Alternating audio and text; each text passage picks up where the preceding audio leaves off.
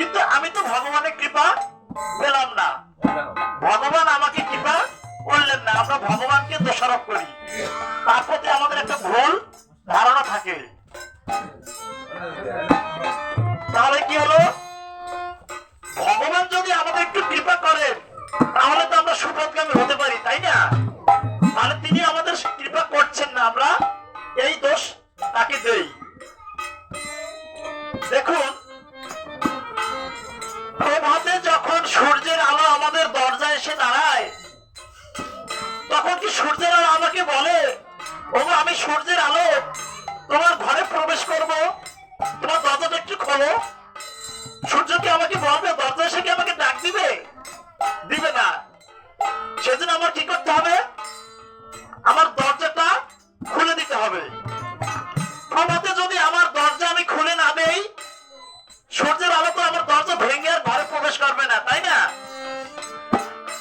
এই আমাদের দেহটা হচ্ছে একটা হৃদয় ঘর, আমাদের এই হৃদয় ঘরের দরজাটা আমাদেরকে খুলে দিতে হবে, যাতে আমরা একনিষ্ঠ ভক্তি দিয়ে একনিষ্ঠ ভগবানের কৃপা লাভ করে সেই সূর্যের আলোর মতো তার কৃপায় আমরা বর্ষিত হতে পারি। ঝড়ো ঝড়ো বৃষ্টি বইছে, বাহিরে বাতাস, আমি যদি আমার সেই ঘরের দরজাটা খুলে না দেই, আমার বাতাসটা খুলে না দেই, আমার গৃহের যেই জানালাটা রয়েছে সেই জানালাটা যদি আমি খুলে না দেই, বাইরে হোক না যতই বাতাস বয়ে যাক, সেই বাতাসের স্রোত প্রবাহ আমার ঘরে কিন্তু প্রবেশ করবে না। তো আমাদের কি করতে হবে, আমার এই হৃদয় মন্দিরের দরজা, আমার হৃদয়ে ঘরের বাতায়ন আমাকে খুলে দিতে হবে, তাহলে কি হবে, বাহিরের বাতাস আমার ঘরে প্রবেশ করবে।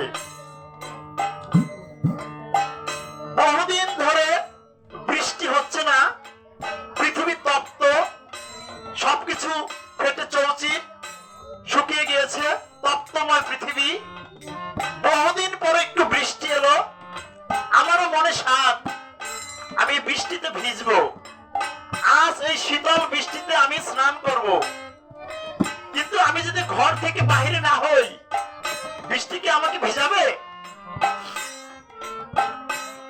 আমি বাহিরে বের হলাম, কিন্তু আমি মাথার উপরে আমার ছাতা ধরে রাখলাম, বৃষ্টি আমাকে ভেজাতে পারছে না। এটা কি বৃষ্টির দোষ? নয়, এটা হচ্ছে কি, যে ছাতা ধরেছে তার দোষ। আমাদের কি করতে হবে, আমাদের এই তপ্ত হৃদয়টাকে শান্তি দেওয়ার জন্য, আমাদের শুষ্ক হৃদয়টাকে মলিন করার জন্য বেশি বেশি করে আমাদেরকে এই ভক্ত সঙ্গ করতে হবে, সাধু সঙ্গ করতে হবে, এবং একনিষ্ঠ ভাবে সেই ভগবানকে ডাকতে হবে। বাহিরে ঝড়ো বাদল বসছে, আমার বৃষ্টির জলের প্রয়োজন।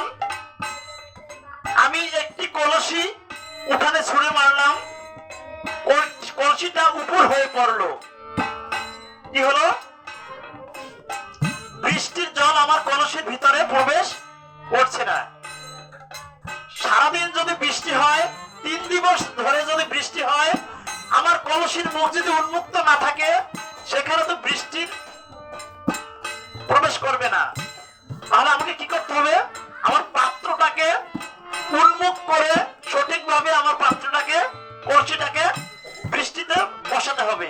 তাহলে কি হবে, আমার সেই কলসির মধ্যে যেরকম বৃষ্টি প্রবেশ করবে, তেমনি ভাবে আমার হৃদয়েও একনিষ্ঠ ভক্তি দ্বারা আমার ঈশ্বরের কৃপা আমি লাভ করতে পারবো। এই জন্য শাস্ত্রী কি বলেছেন, আমার শ্রীমতী রাধারানী বলেছেন